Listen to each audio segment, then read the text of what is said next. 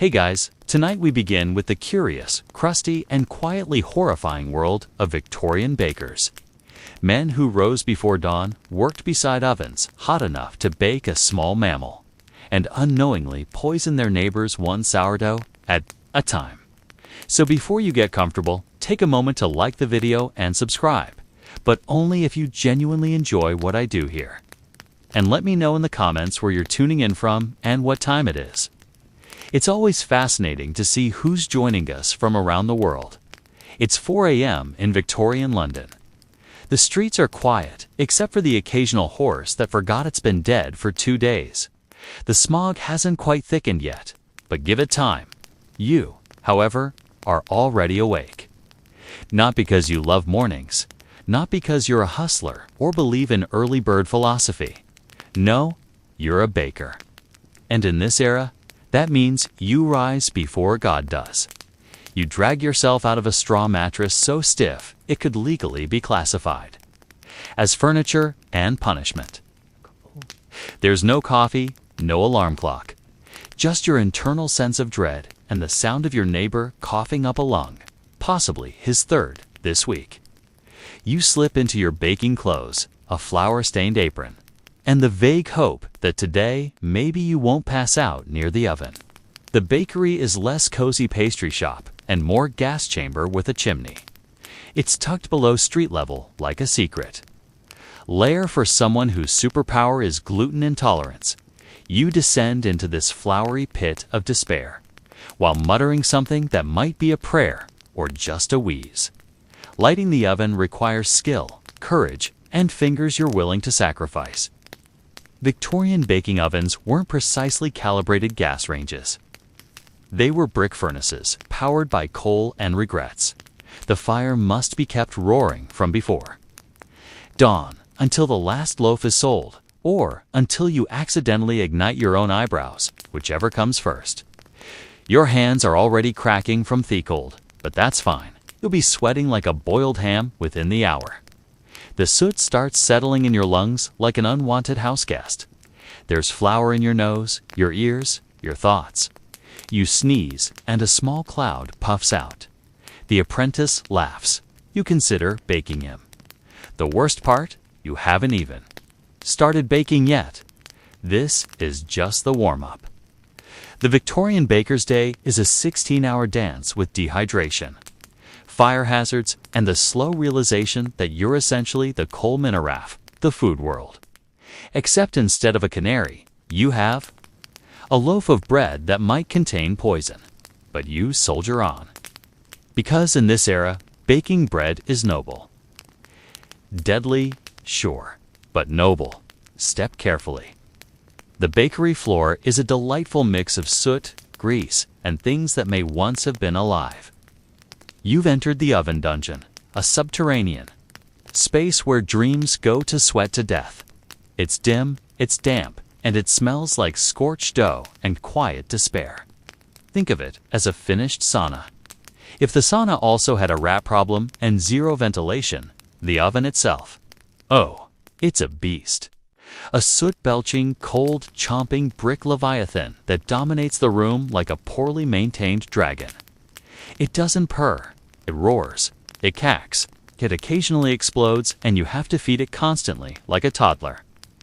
If the toddler ran on fossil fuels and actively tried to melt your face off, the fire is started with coal and prayer. Mostly prayer. There's no temperature dial, no safety switch. You learn the correct heat by sticking your arm into the mouth of the inferno and seeing how loudly you scream. Too little heat and the bread's soggy. Too much and you've invented artisanal charcoal. And then comes the smoke. Not a pleasant wood-fired aroma. No, this is thick industrial soot. It slinks into your lungs, clings to your clothes, and leaves you coughing like you're trying to expel a Victorian chimney sweep from your windpipe. You're sweating already. It's 5 a.m. and you're wetter than a fisher's handshake. Your clothes stick-toe you. Your hair is plastered to your face, and there's still 14 hours to go. Some bakers tried wrapping wet rags around their necks for relief. a kind of pre-dawn cooling device. Others just gave up and embraced the moist. Suffering? There are no windows, by the way. Why would there be? Natural light might lift morale, and we can't have that. The only illumination comes from the flickering oven glow and a single oil lamp with the brightness of a dying candle. And just when you think you've adjusted, the door swings open and in comes the delivery boy, tracking in street dirt, a breeze of cold air, and the faint reminder that there's a world outside not made entirely of carbon particles. But you stay because the bread must rise, even if you don't. Now it's time to actually make the bread. You know, the thing your entire job is named after. Easy, right? Flour, water, yeast, maybe a pinch of salt. That's all it takes. Except welcome to Victorian England, where everything is ethanol-affordable, poisonous, or mysteriously glowing in the dark. Let's start with the flour. The good stuff is expensive, imported, clean, pure. So, naturally, you'll never see it. Instead, you're handed a sack of budget flour that has the consistency of sand and the moral integrity of a Victorian landlord. It's been bulked up with chalk, bone dust, and the powdered dreams of orphans. And you still have to sift it for bugs. But wait, we're just getting started. To whiten the flour and make it look fancy, bakers often added alum, a substance that sounds like it belongs in chemistry class and smells like betrayal. It makes the bread bright and fluffy. Sure, it also wrecks your digestive tract and has the nutritional value of wallpaper. Still, the customers loved it, probably because it was the only food that didn't come with visible rats. Then there's the salt, assuming you could afford salt. Otherwise, you guessed it, plaster of Paris. Yes, the stuff used to make sculptures, and possibly to reinforce the walls of your bakery so they don't collapse under the weight of their own shame. As for yeast, fresh yeast was unpredictable and hard to store. So many bakers turned to beer balm, the frothy byproduct of brewing. It gave the dough a nice rise and a faint taste of regret. But if that ran out, don't worry. Someone always had a stale loaf you could boil down and use as a fermented starter. It's recycling Victorian style. Oh, and water. That's assuming you had clean water, which you don't. What you do have is something that once flowed near a tannery and now has the color of weak tea and the aftertaste of cholera. So you mix it all up in a giant wooden trough that hasn't been washed since the reign of Henry VII. A few stray hairs, maybe a fingernail, just call it rustic. And voila, your dough is ready. Or cursed, possibly both. Ah, yes, alum, the Victorian baker's favorite not-so-secret ingredient. If the 1800s were Hogwarts, then alum would be the shady spell you found scribbled in the margins of an old, moldy cookbook. Whiteness maximus. Side effects may include organ failure. Let's get this out of the way. Alum wasn't added for flavor, nutrition, or culinary flair. It was added for appearances. Because in the age of grime, soot, and industrial sludge, people wanted bread that looked clean. And nothing says clean like powdery whiteness achieved through aluminum sulfate, a compound also used in tanning leather and pickling body parts. Charming bakers discovered that tossing in a pinch or several fists to Vallum made low-quality flour appear high-end. It fluffed the dough, gave it that pristine white crumb, and tricked the average customer into thinking they were eating something safe. And who could blame them? You're not buying artisanal sourdough from a bearded hipster in 1842. You're buying from a man whose apron may or may not contain blood from several species. Now, alum wasn't technically poison. That would be too simple. Instead, it was a slow-burn gastrointestinal nightmare. Frequent consumption caused stomach cramps, vomiting, and long-term damage to the kidneys and bowels. But since no one back, then tracked symptoms, unless they involve spontaneous decapitation, most people just blamed the usual suspects. Ghosts, bad humors, or the French? What's worse? Alum was cheap, dirt cheap. So the poorer you were, the more likely your bread came with a healthy dose of colon corrosion. Some bakers even mixed alum with pipe clay or ground bones to cut costs. It was less baking and more alchemy. If your asterisk goal was to create a pastry that fought back, health inspectors, oh sweet summer child, this was Victorian England. The only regulation was don't get caught. A few reformers tried to raise awareness about alum, publishing pamphlets with titles like Deadly Bread and The Working Man's Intestines, but most people kept eating whatever was available, because hunger has a way of dulling one's interest in chemistry. So, you've survived the oven dungeon and the alum mystery sludge. Congratulations, your asterisk still breathing for now. But let's spice things up with a little arsenic, shall we? You? Know that classic rat poison that Victorian England kept accidentally sprinkling into its food, like it was cinnamon in the grand game of what ingredient will kill me today? Arsenic wasn't actually a baker's first choice. It just happened, kind of like tripping into a grave.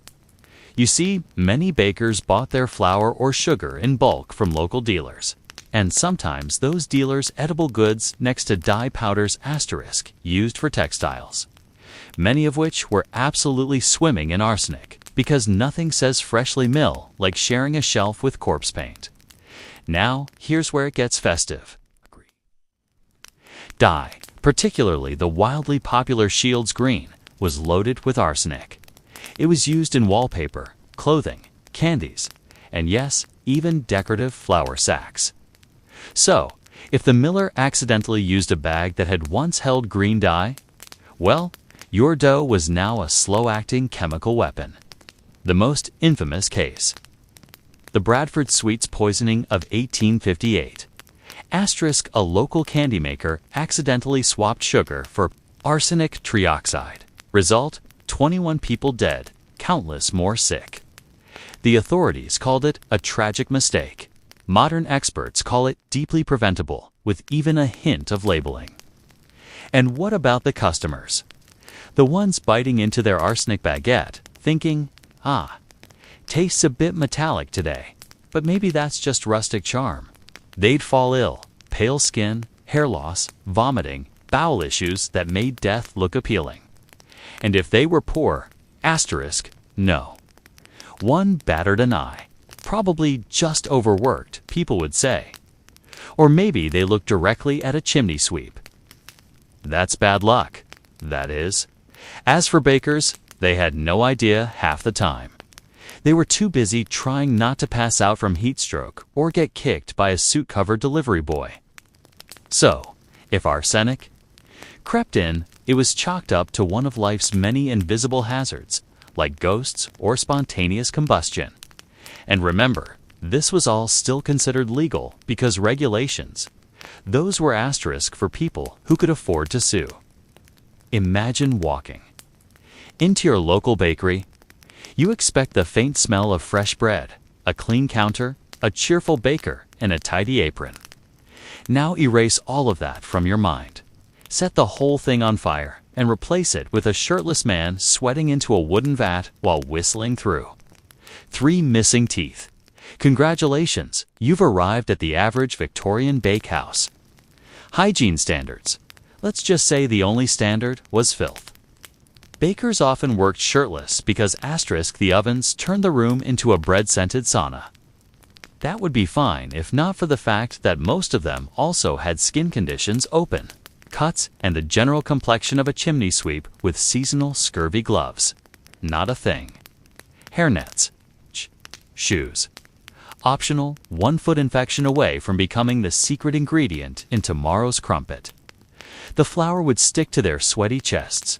The dough would cling to their arms. And by the end of the shift, they looked less like craftsmen and more like asterisk ghosts made of glue. Now, you may be wondering, surely the bakery itself was at least cleaned, huh? No. Most Victorian bakehouses were cramped, dark, and riddled with vermin. Rats the size of poodles roamed freely. Flies performed synchronized aerial routines over mixing bowls. Cockroaches had favorite corners, and the walls were often damp enough to grow their own ecosystem. Waste disposal, floor, leftover dough. Floor expired ingredients mixed into the next batch. Waste not, want not. And remember, flour asterisk attracts pests. So the sacks were a buffet for moths and mice who generously left behind droppings and the occasional corpse. Just more texture for the loaf. Health inspectors did exist eventually, but they were few and far between, often bribed or simply ignored. And customers, they had no idea.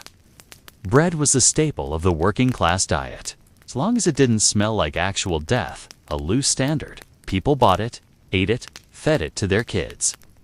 One report described a bakery where the mixing trough, also asterisk, served as a sleeping spot for the owner's dog. Another described rats falling into the dough and being baked in. These stories weren't outliers. They were Tuesday. And yet, Victorians kept eating the bread because death by loaf was still better than death by starvation. If you thought the only creatures making your Victorian loaf were humans with questionable hygiene and heat rashes, think again. Because in the 19th century bakehouse, there was a second furrier workforce.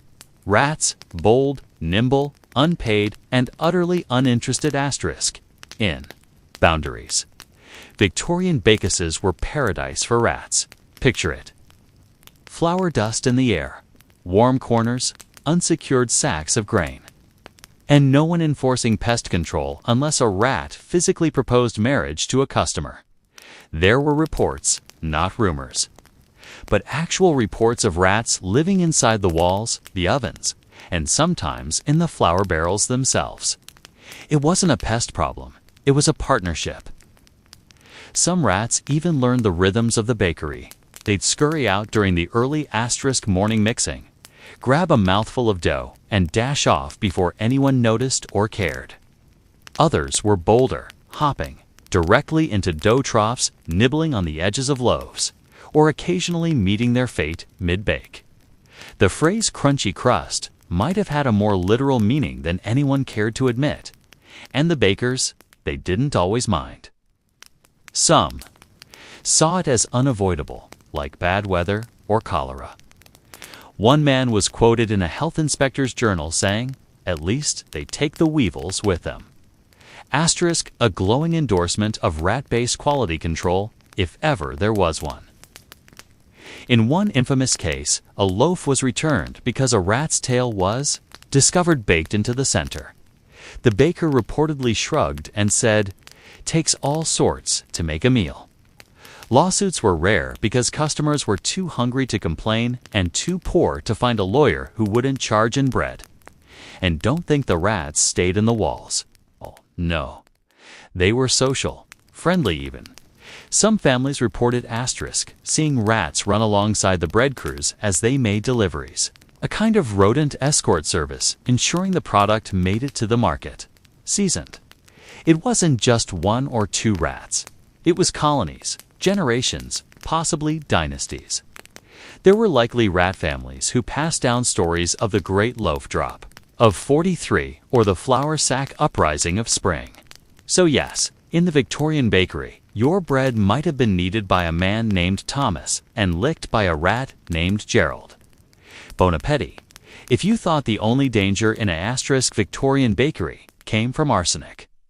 Rats and shirtless men sweating into dough, allow me to introduce you to the flaming cherry on top. Spontaneous combustion, or as the bakers called it, are not.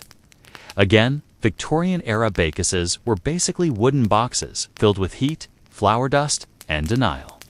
The ovens were coal or wood-fired monsters, often patched together with spare bricks, good intentions.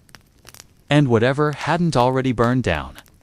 They ran constantly because bread waits for no man, and fire safety asterisk inspectors were more myth than reality. Flour dust, in case you didn't know, is extremely combustible, like kaboom levels of flammable. All it takes is one spark. And suddenly, Your charming neighborhood bakery turns into a flaming Victorian marshmallow. And that spark?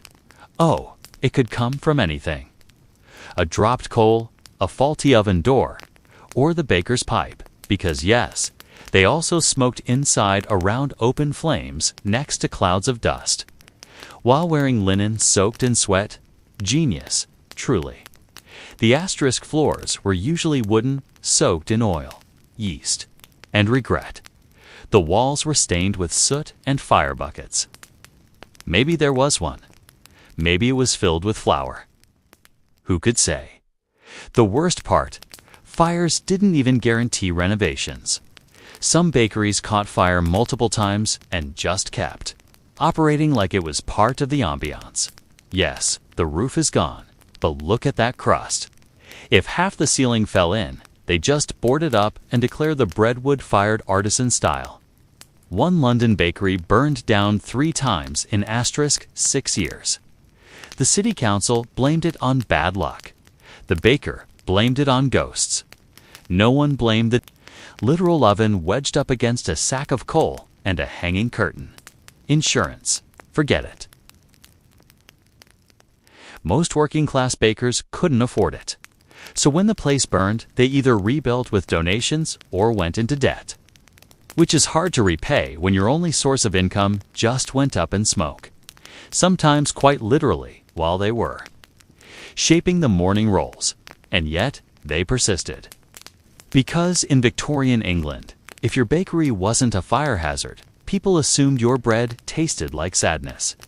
If you were a child in Victorian England with dreams of becoming a baker, congratulations.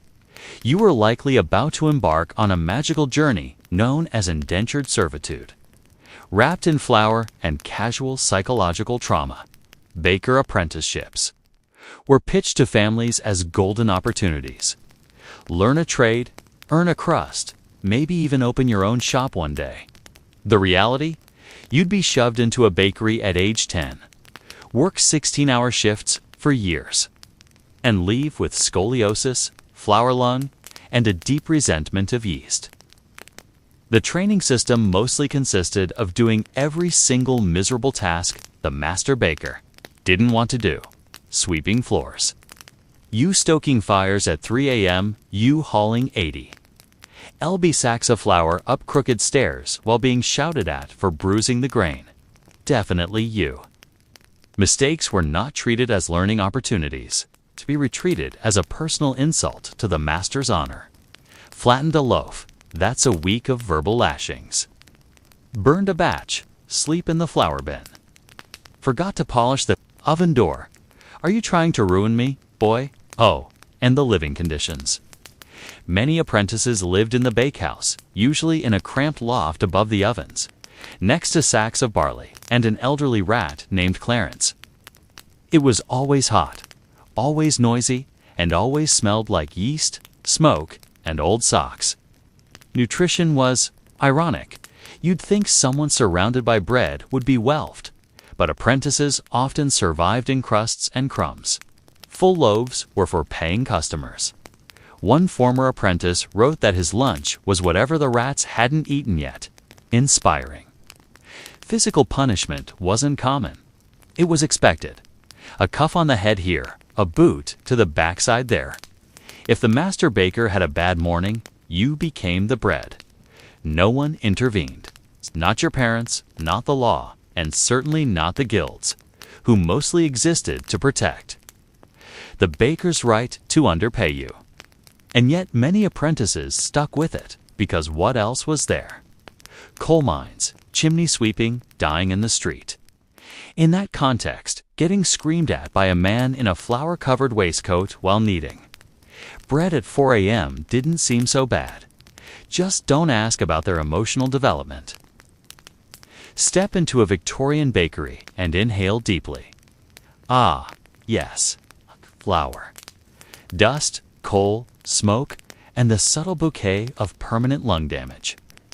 In the 19th century, the simple act of breathing while baking bread was a gamble. A wheezy, phlegmy game of respiratory roulette. You never quite knew what you'd get.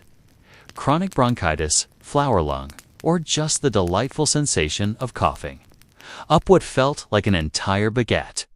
At the heart of the issue was flour.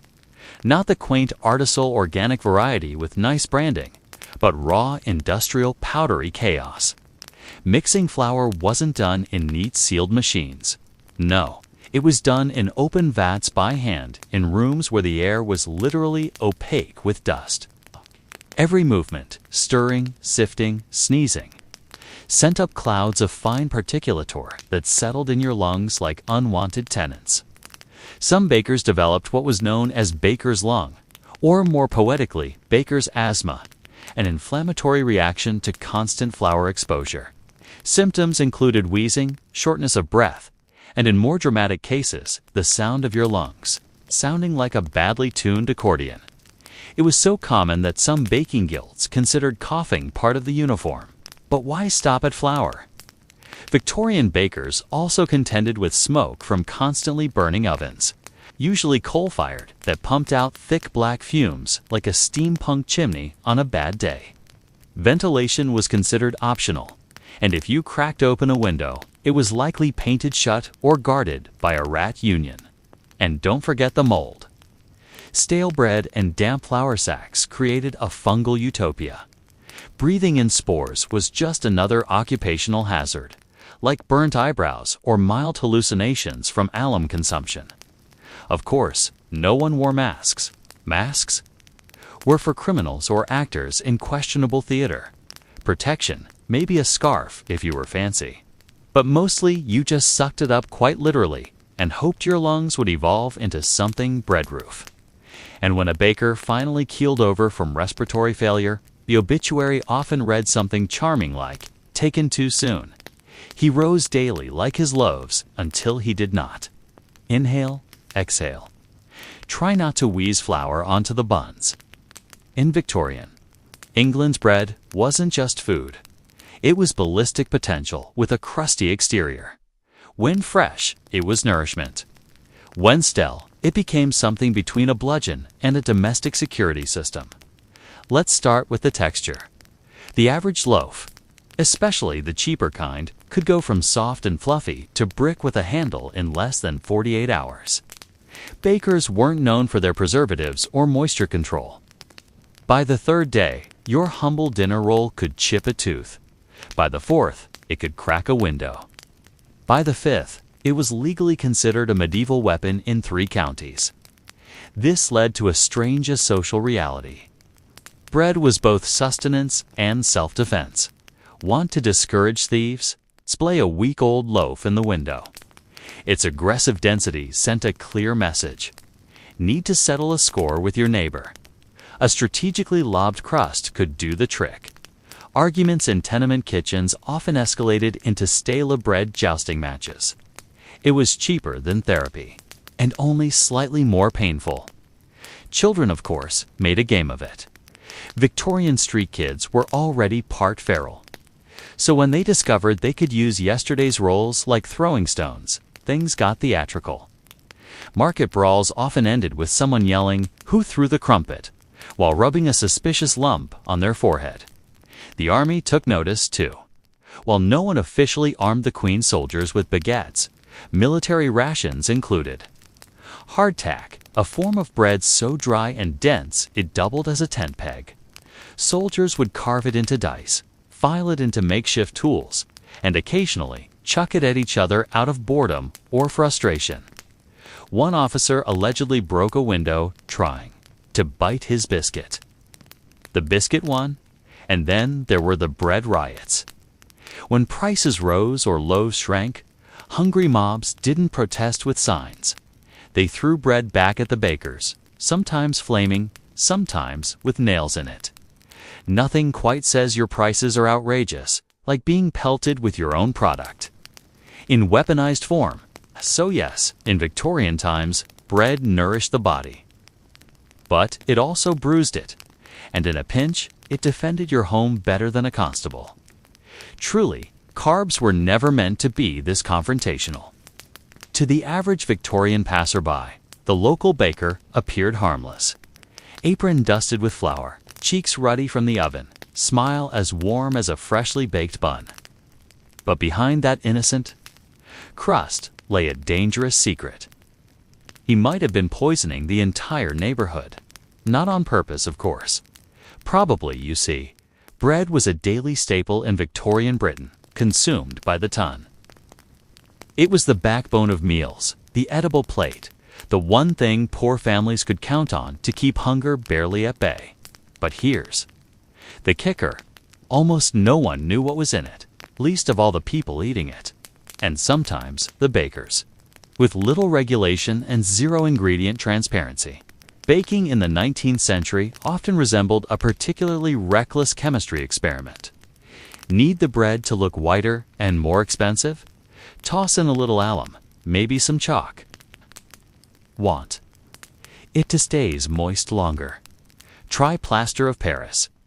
Need to stretch the flour? Bulk it with sawdust, mashed potato, or whatever happened to be lying around that looked vaguely edible. Arsenic, sometimes by accident, we assume. Arguably, in many towns, customers began to suspect something was off. Children developed stomach cramps. Elderly people keeled over mid-toast. Dogs refused to eat leftover crusts, which in a society where dogs happily gnawed on boodle was a red flag.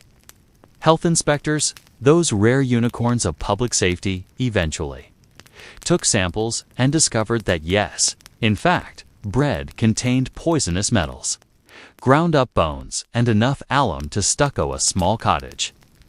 One particularly infamous London baker was found to be patting his flour with pipe clay. Another had been storing dough next to rat poison because convenience the kicker. Bakers weren't trying to kill anyone. Most were just trying to survive. To keep prices low, loaves big, and profits decent in a cutthroat suit-covered economy. It was corner cutting out of desperation, not malice. It's mostly still. If you ate Victorian bread and lived to see the 20th century, congratulations. You passed a digestive obstacle course that Darwin would have applauded. After everything we've seen, the arsenic, the alum, the rats in the rafters, it's not surprising that baking in Victorian England could literally kill you. What's more surprising is how many unique and unintentionally creative ways dough managed to do the deed. Let's start with the obvious, the oven. That cozy heart of the bakery. It was fueled by coal, wood, or sometimes just pure spite, all asterisk of which belched out black smoke and enough carbon monoxide to gently lull you into an early grave. Many bakers died not in dramatic infernos, but slowly and quietly, asphyxiated over time while tending their loaves. A warm death, some said, still not ideal. Then there was the dough itself, enormous troughs of fermenting mass expanding and bubbling like a monster in a Gothic novel. Some bakers, typically apprentices or anyone with the misfortune of being the new guy, had the task of kneading hundreds asterisk of pounds of dough by hand. Imagine being elbow deep in a warm, sticky vat while surrounded by mildew, industrial soot, and the constant risk of collapse. One poor soul in Birmingham, allegedly, suffocated after falling headfirst into rising dough. His co-workers thought he was resting. He was not. There were also accidents involving mixing machines when such terrifying luxuries existed. Victorian technology, you'll recall, didn't come with safety switches or warning labels or empathy. So, when your sleeve got caught in a dough hook, you didn't file an HR complaint. You hoped someone noticed you missing before your kneading arm became kneaded arm. And of course, there were the fires. Ovens exploded. Flour dust ignited. Entire bakeries went up in flames because some clerk sneezed near a gas lamp. One notable London fire in 1861 started, no joke, because someone left bread in too long. The lesson: always set a timer, preferably one that doesn't rely on a traumatized apprentice's internal clock. In the end, Victorian bakers didn't just make food.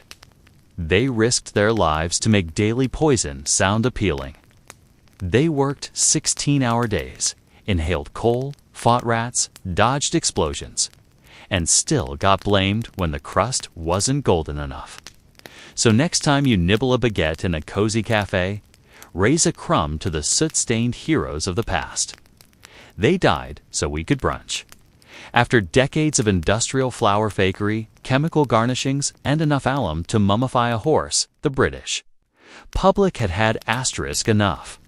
Yes, even the Victorians, a people known for enjoying bland porridge and casual child labor, eventually drew the line at bread that glowed in candlelight and made your intestines scream. Welcome to the Great Bread Reform. By the mid-9th century, a few brave souls, mostly doctors, angry pamphleteers, and mothers with suspiciously ill toddlers began asking awkward questions like, why does this loaf taste like a tombstone? Again. And is chalk a necessary food group? Cue the rise of public health campaigns asterisk and a slew of scientific investigations. Suddenly, food adulteration was a hot topic in Parliament. You know things are bad when politicians stop arguing about foreign wars and start worrying about breakfast. In 1860, the Adulteration of Food and Drink Act was passed. It had all the teeth of a wet biscuit, but it was a start. Then came the 1875 Sale of Food and Drugs Act, which actually had enforceable penalties and inspectors with clipboards. Real ones who wore uniforms and didn't accept, I swear it's just asterisk flour as an excuse. Bakers were now subject to surprise checks, lab testing, and horrifying accountability. Several were dragged to court and forced to explain why their bread could polish a doorknob. Consumers got wise too. The rise of literacy and mass printing meant newspapers could plaster headlines like bread of death and your daily loaf may be a lie. A kind of clickbait before the internet, but with more fonts. Of course, not everyone was thrilled. Some bakers grumbled that real flour was expensive and regulations were for asterisk people with something to hide. But public opinion slowly turned against the cheap white loaf and instead embraced the dense, slightly brown, slightly edible truth. By the dawn of the 20th century, Victorian bakeries looked a bit less like chemical weapons labs and a bit more like the respectable carb havens we know. Today, fewer rats, fewer deaths, still no gloves, but hey, progress. So, if you've ever enjoyed a sandwich without coughing up chalk dust or seen your bread last more than a day without suspicious mold colonies asterisk forming, you owe a little nod to those brave Victorians who dared to ask, should bread kill people? Apparently, the answer was no. So, what did the Victorian baker leave behind, aside from scorched lungs, blistered hands, and a haunting fear of flour sacks? Well, quite a bit, actually.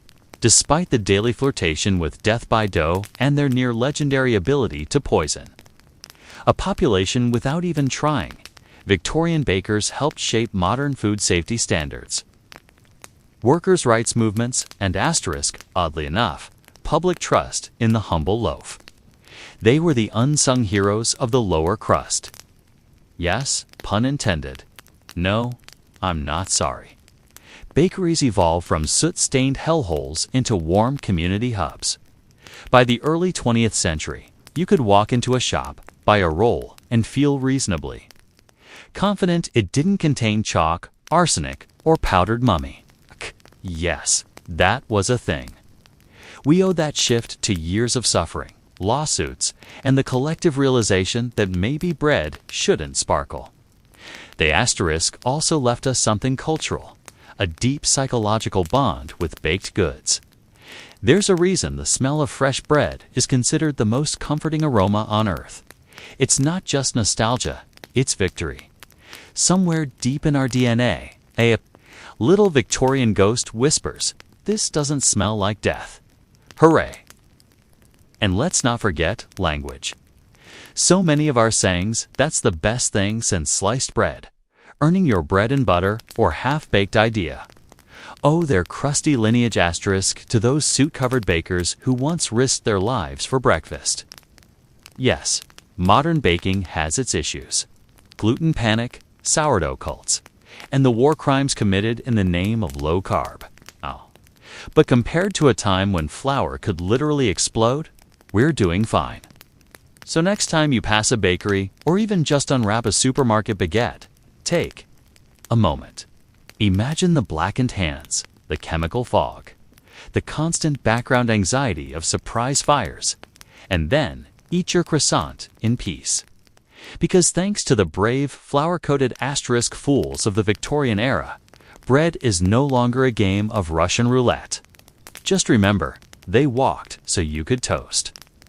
Gaius Julius Caesar was born in 100 BCE into one of Rome's oldest patrician families, the Julii, who claimed descent from Venus herself through the hero Aeneas.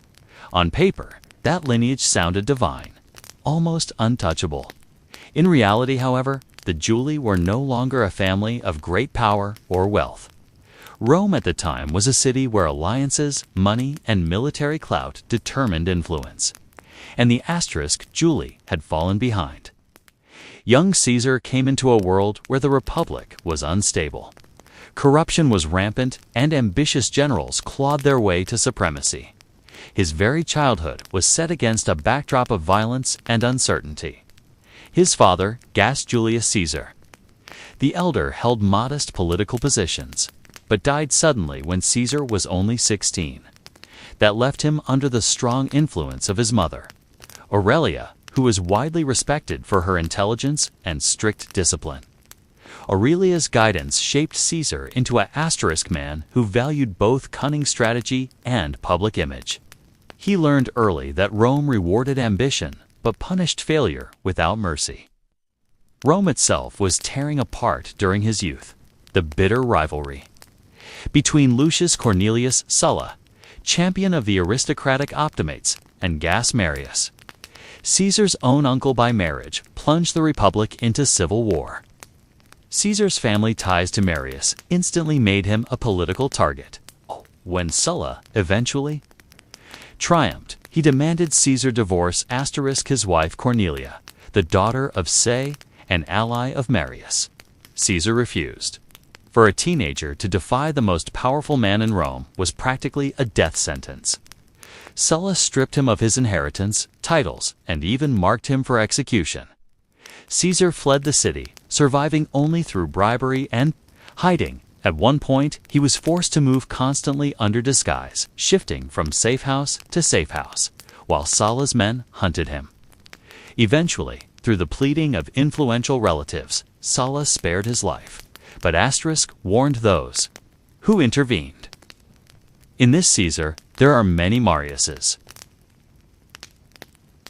It was a chilling prophecy. Even Sulla, the ruthless dictator who had crushed his enemies without hesitation, sensed something dangerous in this young man. From the very start, Caesar's life was marked by risk, defiance, and survival. Learn that Rome was no place for the timid. To live, he had to be bold. To thrive, he had to be exceptional. After narrowly escaping Sulla's wrath, Caesar's path forward seemed uncertain.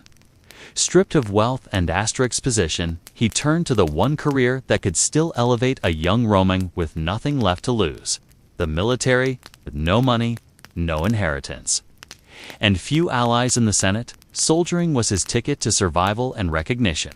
He enlisted and soon proved himself far more than a privileged patrician youth. Stationed in Asia Minor and later in Cilicia, Caesar displayed the kind of daring, courage that made commanders take notice. In one legendary incident during the siege of Mytilene, he showed asterisk remarkable bravery in battle, earning the prestigious civic crown, a military honor awarded for saving fellow soldiers' lives. To a man stripped of nearly everything, this small wreath of oak leaves was more than a medal. It was proof that glory could be seized on the battlefield even when denied in politics. But Caesar's exile wasn't only about combat. It was also about survival in a world that mocked weakness. His time abroad hardened him, teaching him the art of commanding loyalty and projecting confidence. He studied rhetoric in Rhodes under the famed teacher Apollonius Mullen, honing the persuasive oratory that would later captivate the Senate and the people of Rome alike. His voice would become one of his deadliest weapons, as sharp as any sword. Then came a moment straight out of legend: his kidnapping by Cilician pirates in the Ion Sea. Most men would have begged for mercy or quietly prayed for ransom. Caesar, however, laughed at his captives. He told them they demanded to small a ransom for a man of his importance and insisted they raise the price. During his captivity, he treated the pirates not as masters, but as underlings, reciting poetry to them, ordering them to be quiet when he wanted to sleep, and promising that once free, he would return to crucify them. They thought he was joking. He wasn't.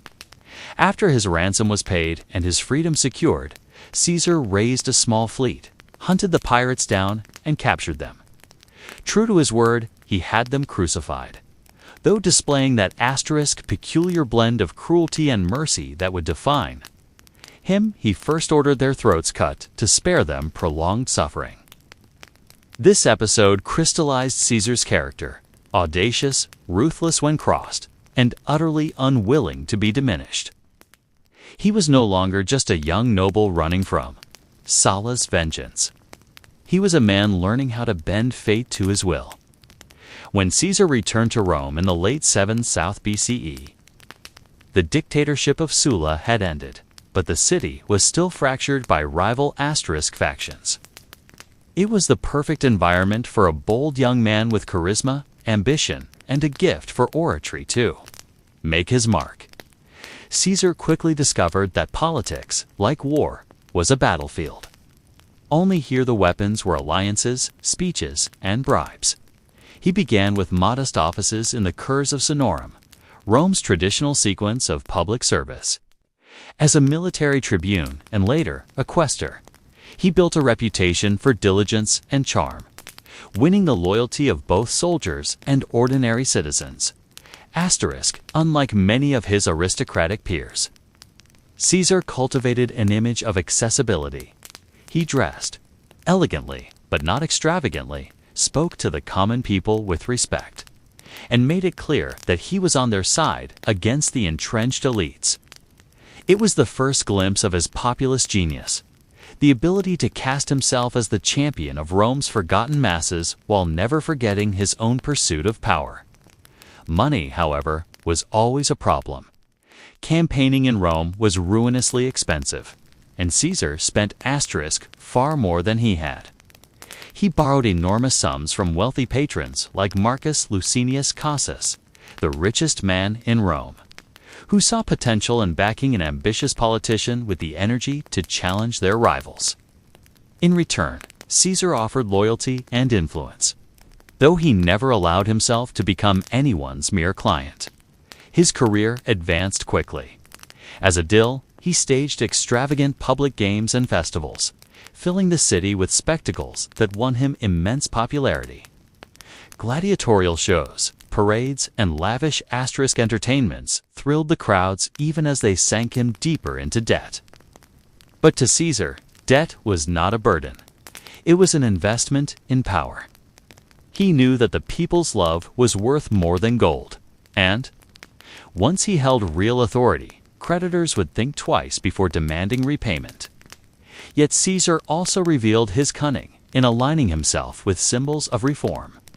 He honored the memory of his uncle Marius, once declared an enemy of the state, by restoring statues that Sulla had destroyed. This act was dangerous. It outraged conservative senators, but it electrified the public and signaled that Caesar was unafraid to challenge the old guard. By his 30s, Caesar was no longer a man scrambling for survival. He had carved a niche as Rome's rising star, charming, daring, adored by the people, and increasingly feared by the Senate. The stage was set for him to leap from local politics to the global theater of empire. By the 50s BCE, Ctesa had maneuvered himself into one of the most powerful positions in Rome, Through a political alliance with Cassus, the moneylender, and Pompey, the celebrated general, he formed what later historians called the First Triumvirate. It wasn't an official office, but it was a pact that gave Caesar the backing he needed to secure the consulship in 59 CE. His term as consul was marked by controversy, but it achieved its purpose. He won command of several legions and governorship over Gaul. This would become the Crucible, where Caesar transformed from an ambitious politician asterisk into a living legend. At the time, Gaul was not the peaceful France of today, but a vast, fragmented land of tribal confederations, restless warriors, and endless opportunities for glory. For nearly a decade, Caesar waged campaigns across the region, writing dispatches that painted himself as both the protector of Rome and the genius of strategy. His commentaries on the GIC War were not just military reports, they were propaganda, carefully crafted to make him the hero of every story. He subdued tribe after tribe, defeating powerful leaders like Ariovistus of the Germans and later the united GIC resistance under Vercingetorix. The Siege of Alesia in 52 CE remains one of history's most astonishing feats of military engineering. Caesar's army built dual lines of fortifications, one facing inward to trap the Gauls and another facing outward to defend against reinforcements. Surrounded and starving, Vercingetorix surrendered, cementing Caesar's reputation as a conqueror. But these victories were not just about military glory. They brought Caesar immense wealth from plunder, slaves, and tribute. They also gave him something even more valuable, an army that was fiercely loyal to him personally rather than to the Roman state. His soldiers adored him for his generosity, his willingness to share their hardships, and his knack for turning battles into unforgettable stories of valor. Back in Rome, however, Caesar's growing power alarmed the Senate. The Optimates whispered that he was becoming too dangerous, too popular, too rich. Even Pompey, once his ally, began to view him with suspicion. Yet Caesar pressed on, aware that the Republic was changing and that his destiny would not be confined to the provinces. By the end of the GIC Wars, Caesar stood as the most celebrated general in Rome, hailed as a savior by his troops and as a threat by his enemies. The conquest of Gaul had made him not just powerful, it had made him inevitable. By 50 BCE, Julius Caesar stood at a crossroads.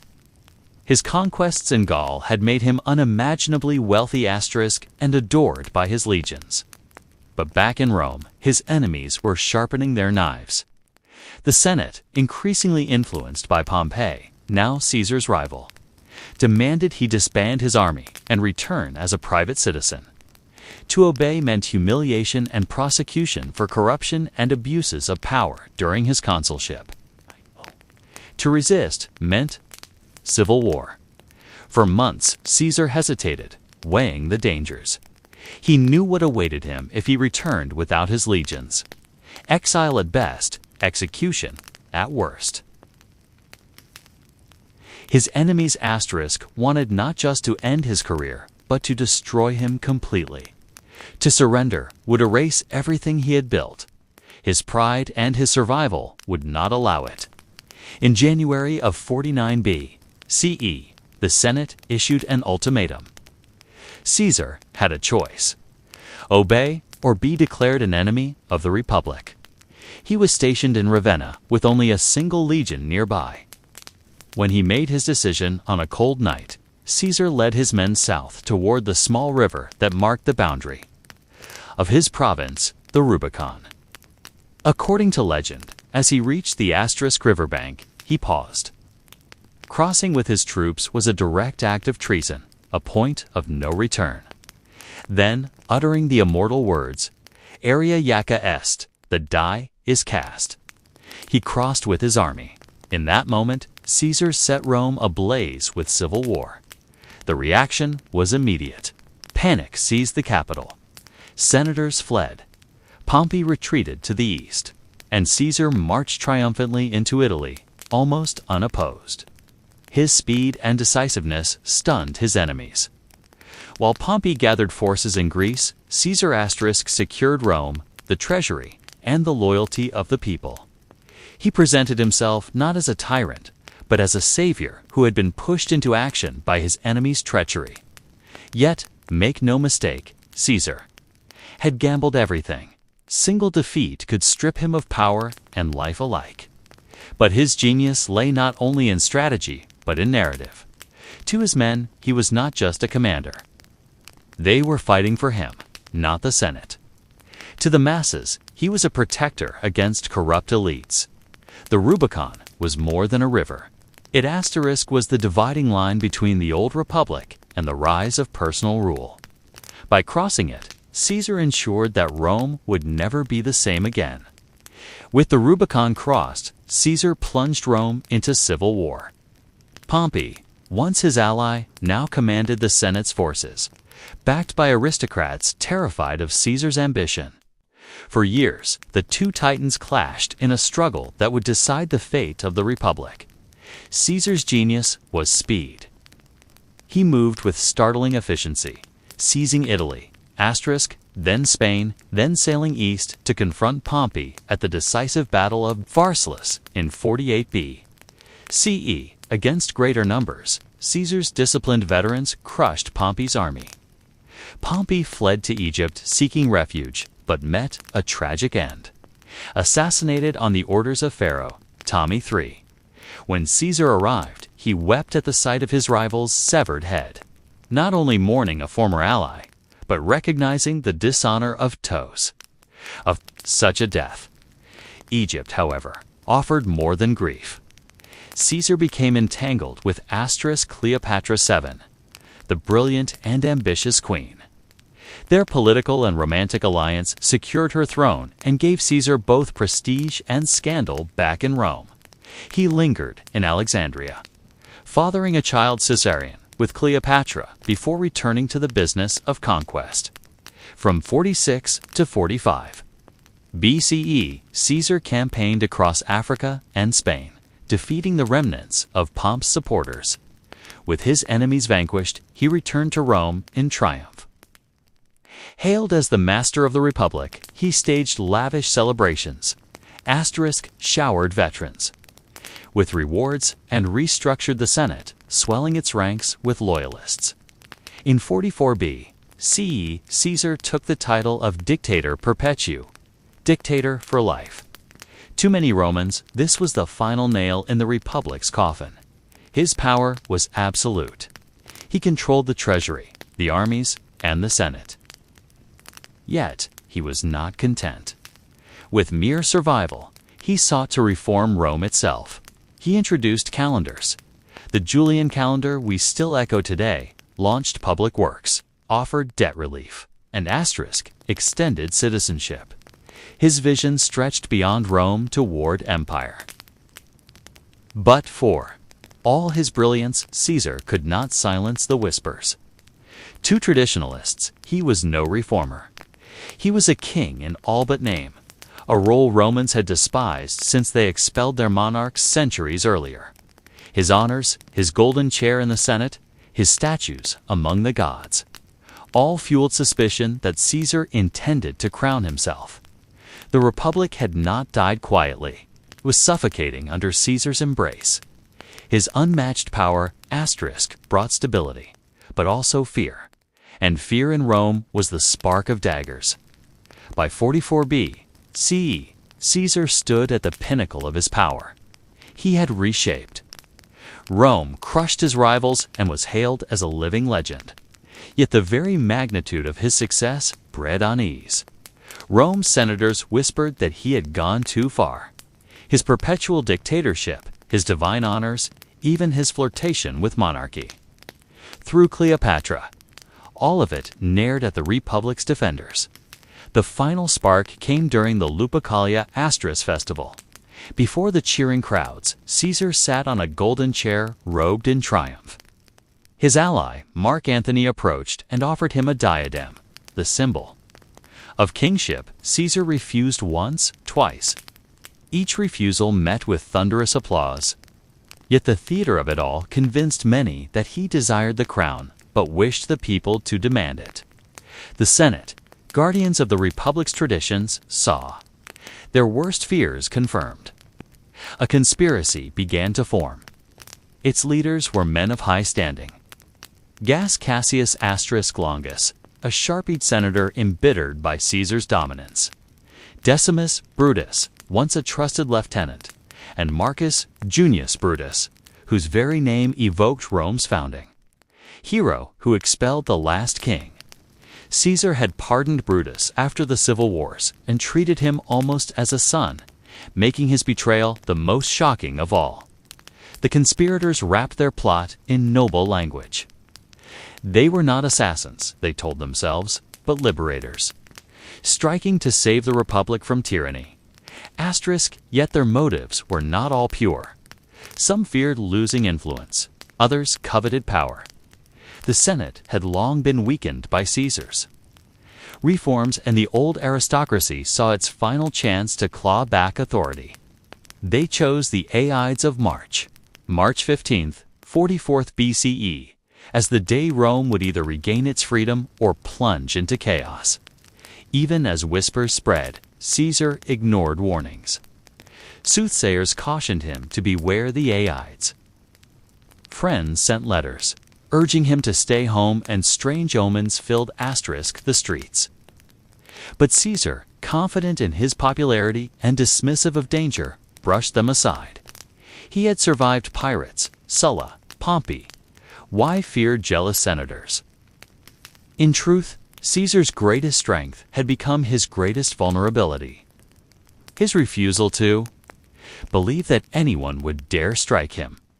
The conspirators sharpened their daggers, cloaked in the guise of patriots, ready to turn the Senate into a slaughterhouse.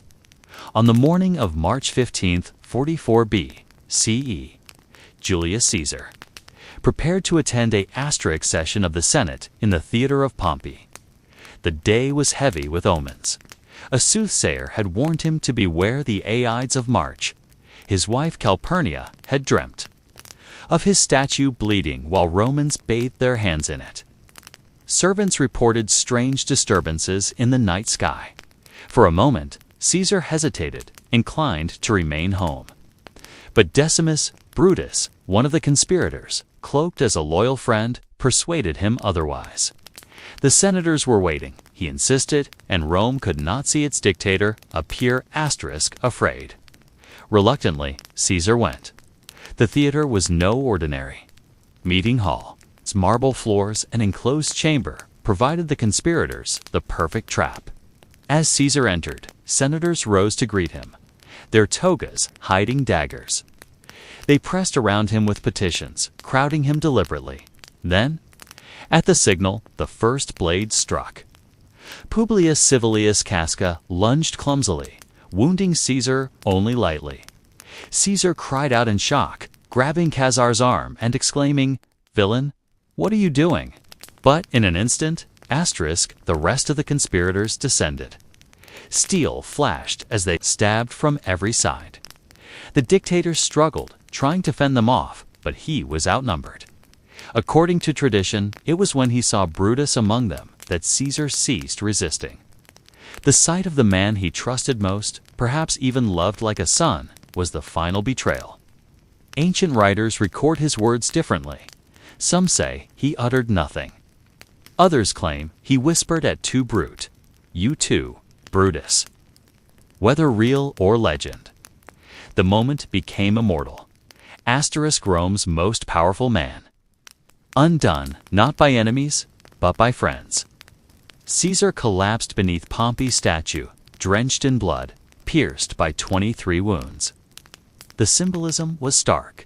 Pompey, once defeated by Caesar, now stood over him in death. The conspirators, having completed their grisly task, raised their daggers high, proclaiming themselves liberators of the Republic. But outside the Senate, the reaction was far from jubilant. The Roman people who had adored Caesar for his reforms, his generosity, and his military triumphs did not celebrate.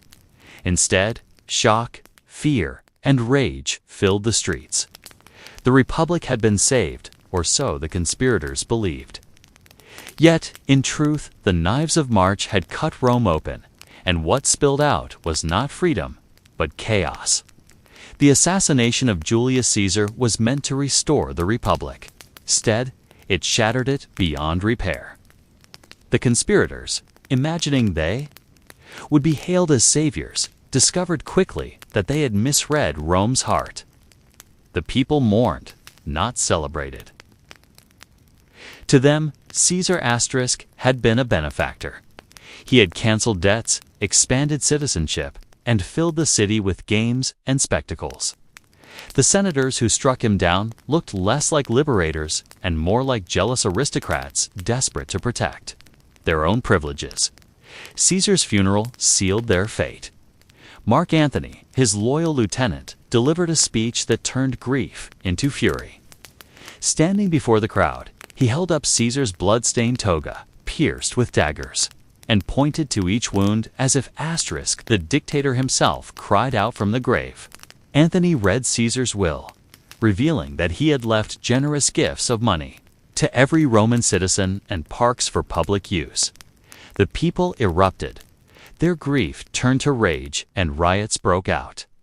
Caesar's body was burned in the Forum on a makeshift the flames consuming not only his remains, but the last illusion of peace.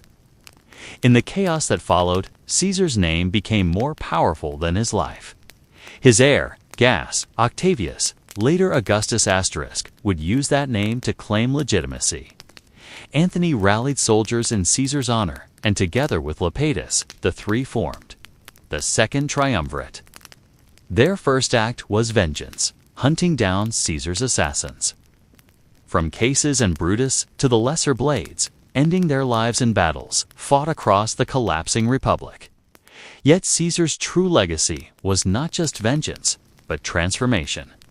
He had shown that a single man could command armies, rewrite laws, and bend the Senate to his will. The Republic had relied on checks and balances, but Caesar had torn through them with charm, brilliance, and ruthlessness. His death left a vacuum that no Senate could fill. Out of that void rose empire. In time, Octavian would style himself Augustus, Rome's first emperor, claiming to fulfill Caesar's vision. Statues of Caesar stood as those of a god, his name carried, like a banner by generations of rulers. Even centuries later, Caesar became a title for emperors and kings. Kaiser Tar echoing across history. The man who once crossed the Rubicon had crossed into legend. His life was ambition unchained, his death betrayal embodied, and his legacy the birth of an empire that would dominate the world for centuries. The story of the Olympic Games begins not with crowds or stadiums, but with a sanctuary.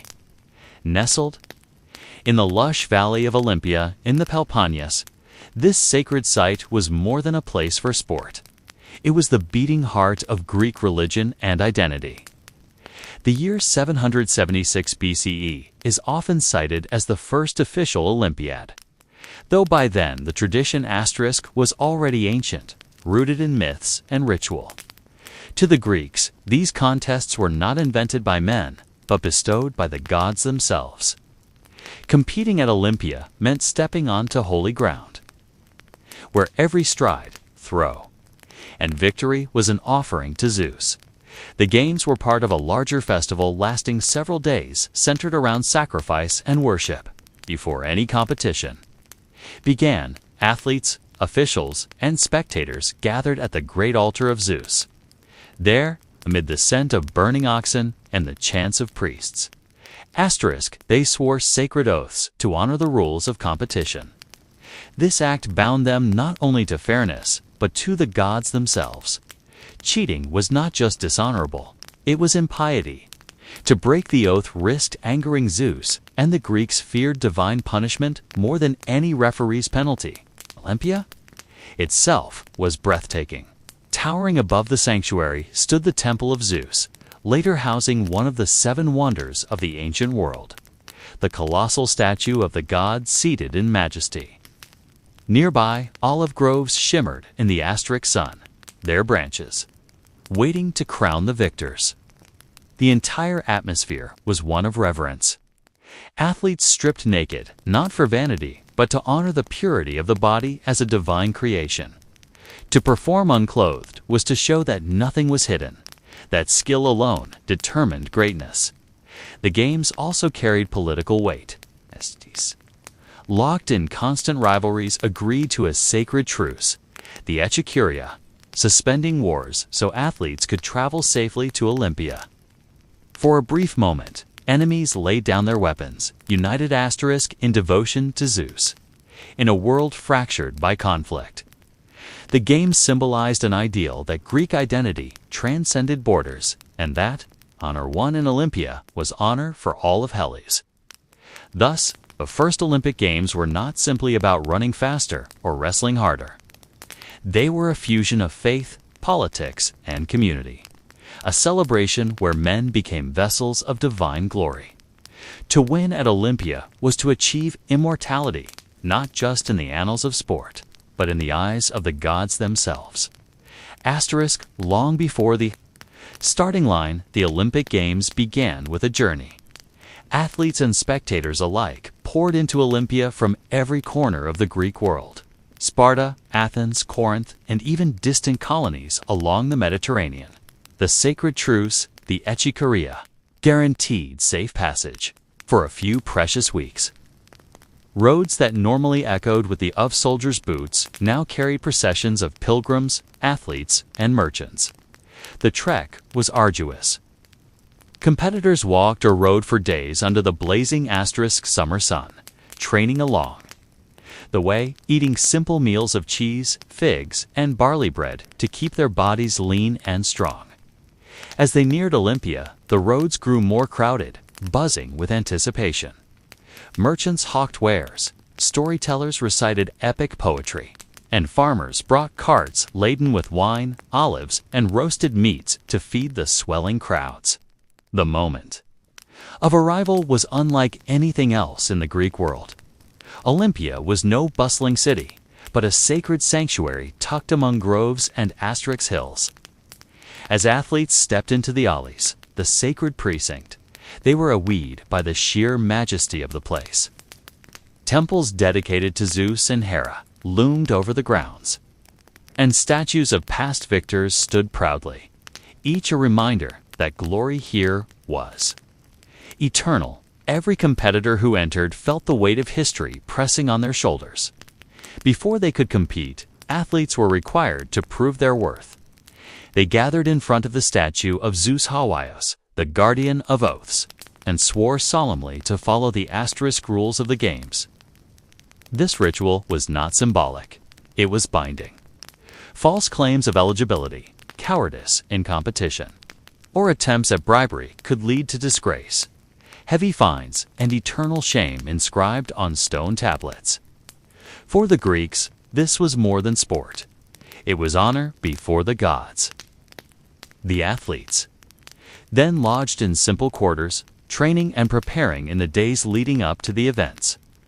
They practiced in the palestra and gymnasium, sharpening their bodies into weapons of speed, strength, and endurance. Rivalry simmered quietly as men sized up their opponents. Every athlete knew that victory at Olympia would bring not only fame for themselves, but glory for their city-state. The arrival at Olympia was therefore both a pilgrimage and a test. The games demanded more than physical prowess. They demanded devotion, discipline, and the courage to face not just competitors, but the gaze of Zeus himself. One of the first shocks a visitor to Olympia might have experienced was the sight of athletes competing entirely naked. To modernize, it might seem scandalous, but in ancient Greece, nudity in sport was not indecent. It was sacred. The unclothed male body represented beauty, strength, and divine harmony. To the Greeks, the human form at its peak was a reflection of the gods themselves. The origins of this tradition are wrapped in legend. Some claimed it began when a runner attempting to win shed his loincloth and found freedom of movement. Others told stories of athletes whose garments slipped off Madra, prompting Asterix officials to ban clothing altogether. Regardless of how it began, by the time of the first recorded Olympics, nudity was already the standard, a practice embraced with pride. Competing without clothing was a declaration. Nothing concealed weakness, nothing shielded dishonor. Every muscle, every scar, every ounce of discipline was on display for fellow Greeks and, more importantly, for Zeus. Victors were sculpted into statues, celebrated not just for their triumph, but for the perfection of their form. Asterisk artists and poets alike treated the athlete's body as a canvas of divine proportions, something to be immortalized in marble and song. There was also a democratic element in this practice. Stripped of robes or armor, athletes were equals before the gods. Kings and commoners alike competed in the same way, judged solely on their physical ability and dedication. Wealth might buy better training or tutors, but in the stadium, naked under the sun, every man was laid bare. The nudity, however, was not without ritual. Asterisk athletes oiled their bodies with olive oil, not only to enhance their appearance, but also to protect the skin from the harsh Greek sun. Before events, they dusted themselves with fine sand to absorb sweat and provide grip during wrestling matches. This preparation was a ceremony in itself, transforming the body into a living offering for the gods and a spectacle for the crowd. What might strike us as awkward or taboo was for the Greeks the ultimate expression of honesty and purity in competition. To Asterix, then, victory was not only about crossing the finish line or throwing the farthest. It was about embodying an ideal, naked, glistening with oil, and cheered on by their Palachi. The athletes of Olympia competed not just for glory, but to show the gods what human excellence could achieve. Before the sound of sandals pounding the track or the clash of wrestlers in the sand, the Olympic Games began with ritual. At the heart of Olympia stood the great altar of Zeus, where priests performed ceremonies to sanctify the Asterisk contests. The games were first and foremost an act of devotion, and no competition could proceed without honoring the gods who presided over it. Central to these rites was fire. Flames kindled from the hearth of Hestia, goddess of the home, burned continually in Olympia, symbolizing the eternal presence of the divine. During the games, sacrifices were made at this sacred flame, most famously the hecatomb. 100 oxen offered. In Zeus's honor, the smell of roasted meat drifted across the sanctuary, mingling with Asterisk incense and chants, reminding athletes and spectators alike that they were guests in the god's domain. Every athlete took part in these rituals. Before competing, they marched in solemn procession to the altar, accompanied by judges and priests. There, with hands raised, they swore sacred oaths to abide by the rules, to train faithfully for 10 months, and to compete with honor. This was not a hollow promise. Breaking the oath meant not just disqualification, but sacrilege. Fines were steep, and names of cheaters Asterisk were etched onto stone pillars, eternal reminders of disgrace. The rituals extended to victory as well. When an athlete triumphed, his crown of olive leaves was not handed casually. It was cut with a golden sickle from the sacred grove of Zeus, believed to be planted by Heracles himself. The victor would then dedicate offerings at the temple, leaving behind bronze tripods, shields, or statues in thanks.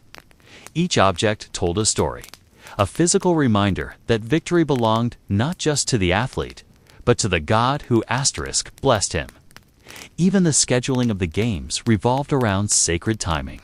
Held every 4 years, the Olympics marked a sacred cycle, binding generations of Greeks together in a shared rhythm of devotion and competition. Festivals, sacrifices, and prayers framed every event, ensuring that sport was never separated from piety. The sacred flame, the oaths, and the offerings transformed Olympia from a mere athletic festival into a religious experience. Victors were not only champions of their cities, they were chosen of Zeus, Asterisk, sanctified by fire and blood, elevated above the ordinary. To win Olympia was to prove not only human greatness, but divine favor. Once the sacred rituals were complete, the heart of the Olympics began, the contests themselves. Unlike the modern games, which sprawl across weeks and countless events, the ancient Olympics were more compact, but no less brutal. These were not pastimes. They were trials of strength, speed, and endurance designed to reveal who stood closest to the divine ideal of excellence or areta. The stadium race asterisk was the centerpiece of the early games, a sprint of roughly 200 meters. It was the very first recorded Olympic event in 76 B. CE athletes crouched at the starting line. Carved into stone, their feet braced, their bodies tense.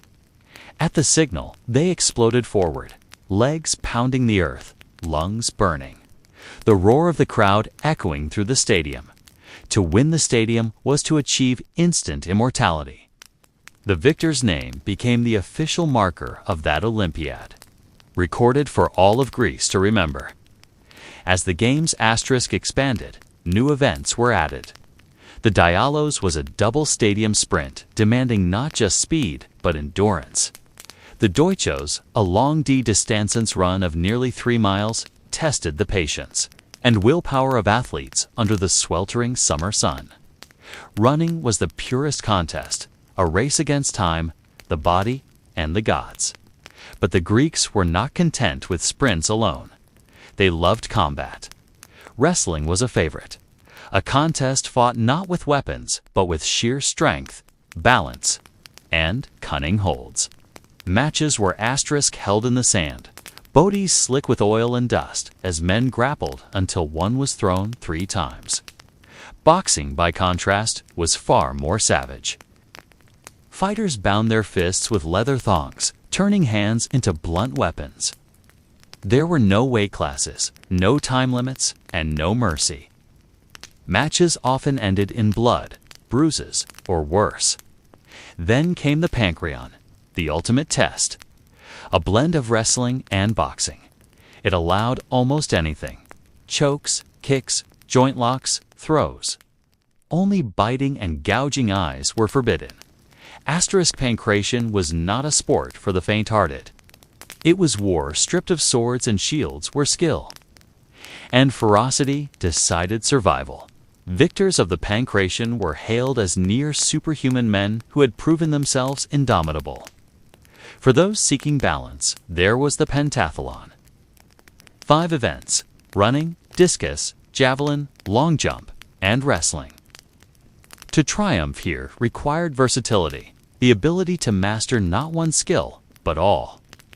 Pentathletes were celebrated as the true embodiment of Greek excellence, warriors asterisk in body and soul. At Olympia, each contest was more than competition. It was ritualized combat, a way to strip men down to their essence. To win was glory, to lose was shame. And every race, every strike, every throw was performed under the gaze of Zeus. For the athletes of ancient Greece, victory at Olympia was the pinnacle of human achievement. There was no second place, no silver or bronze. Only one man in each event could claim the olive crown, and that single triumph carried more weight than a lifetime of smaller asterisk honors. Winning meant immortality, not just for the athlete, but for his entire Palachi. The prize itself seemed modest, a wreath of wild olive leaves cut with a golden sickle from Zeus's sacred grove. Yet this simple crown was worth more than gold. 2. Where it was to be recognized as chosen by the gods. A man whose excellence transcended mere mortals. Victors were paraded through Olympia, cheered by crowds, and had their names etched into the record of Olympiads. From that moment, history belonged to asterisk them. The return home was equally spectacular. Cities celebrated their champions with lavish banquets, public processions, and monuments. Some victors rode chariots through city gates torn down in their honor, symbolizing that such glory needed no defense. Sculptors carved their likeness in bronze or marble, Poets composed odes to their victories, and bards sang their names for generations. An Olympic champion was not just admired. He was immortalized, but the rewards extended beyond fame. Victors received lifelong privileges, free meals at public expense, front row seats at festivals, and exemption from taxes or civic duties.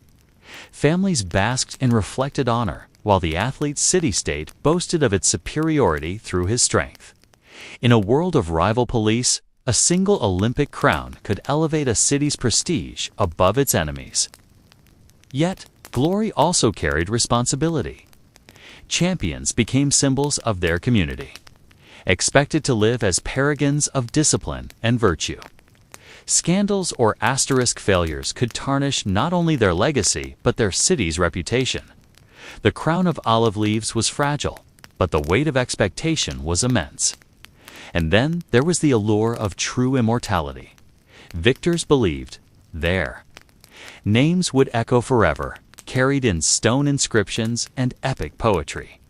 Indeed, many have survived millennia. From Krobos of Elis, the first recorded stadium winner, to Milo of Croton, the legendary wrestler whose strength became myth. To win at Olympia was to cross the boundary between mortal and divine, to stand among heroes. In the end, the games were not about the prize itself, but about the transformation it signified. A man crowned at Olympia was no longer just a citizen of his Palachi. He was a legend carved into the eternal memory of Greece. Although the Olympic Games were framed as sacred devotion to Zeus, politics was never far from the track or the wrestling pit. Every athlete represented not just himself, but his Palachi, his city-state. And victories were seen as proof of a city's superiority. Olympia became a stage where political rivalries played out, sometimes more fiercely than on the battlefield. When a Spartan won, it was Sparta's discipline and martial training that triumphed. When an Athenian took the crown, it was Athens' culture and prestige that shone. City-states used victories as propaganda, celebrating them in monuments, poetry, and public festivals. The games thus doubled as a soft form of warfare, a bloodless contest that allowed cities to assert dominance without swords or spears. Yet beneath this veneer of unity, tensions simmered. The sacred truths of the Achaea forbred armies from marching during the games, but it did not erase animosities. Some police schemed to bribe athletes or corrupt judges. And when such scandals were uncovered, they exposed the fragile balance between devotion and ambition. To shame a city for cheating at Olympia was nearly as damaging as losing a war. At times, politics invaded the games openly. In 420 CE Elis, the city that controlled Olympia, barred Spartans from competing because they had violated the sacred truce by marching troops. The decision enraged Sparta, whose athletes were among the most dominant in the games.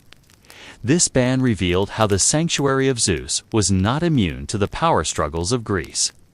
Even the monuments of Olympia bore political messages. Victors dedicated statues to their gods, but some cities commissioned entire treasuries to display their wealth and remind rivals of their might. Walking through Olympia was not just a stroll among temples and arenas. It was a tour of political bragging rights. Every column, every offering, every victory inscription told the story of a city asserting its place in the Greek world. Still, the games also fostered alliances. Rival polis might meet on the track instead of the battlefield, and shared admiration for athletic excellence could soften enmities. Olympia provided a rare stage where the fractured Greek world could imagine unity, however temporary. In truth, the Olympics mirrored Greece itself. Proud, divided, ambitious, yet bound together by a shared devotion to gods and glory. Politics might lurk beneath the olive wreath, but it never diminished the spectacle. It only made the stakes higher. For all its sacred fire and lofty ideals, the Olympic Games were not immune to human flaws. Beneath the glory of the victors lay tales of scandal, corruption, decay, and even brutality that reveal a darker side of Olympia's history. Cheating was one of the gravest offenses. Athletes desperate for victory sometimes attempted to bribe opponents or officials. When caught, their punishment was severe.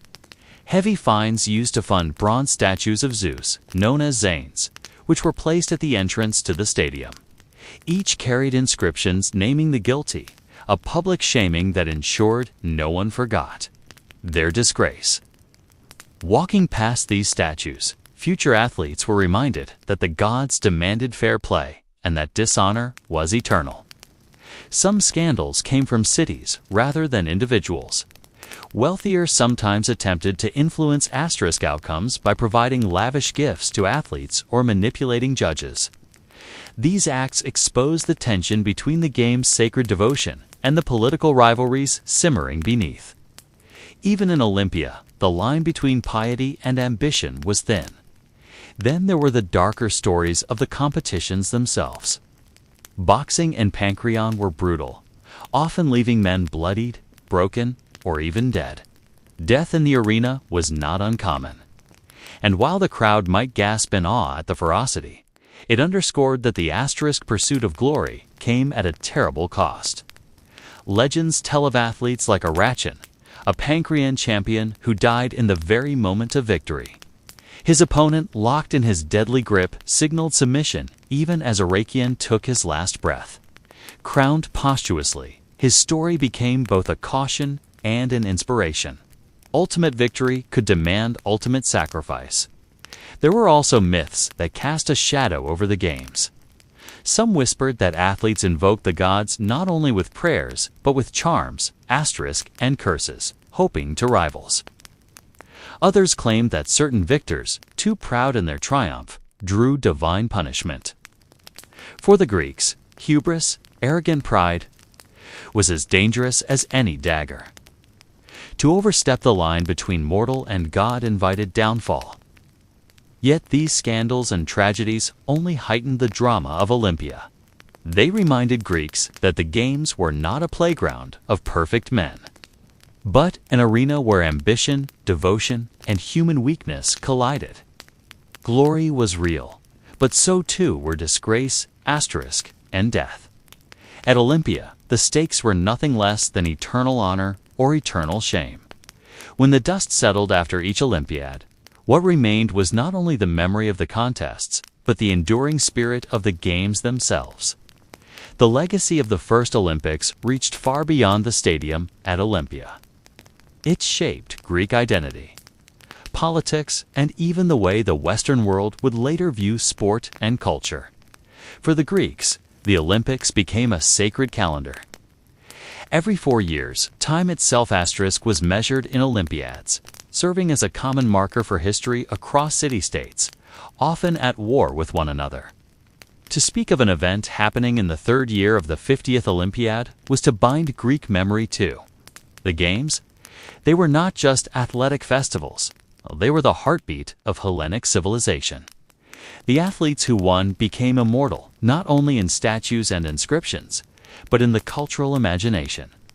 Poets like Pindar crafted elaborate victory odes linking champions to heroes of myth and placing their names alongside Achilles or Heracles. In this way, the games blurred the line between history and legend, allowing mortal men to step into the realm of myth. The influence also rippled through politics. Victories were celebrated as proof of a city's strength, while the sacred truce offered fleeting glimpses of unity in a fractured world. For brief days, the Greeks laid down arms, shared feasts, and watched their finest compete under the same sky.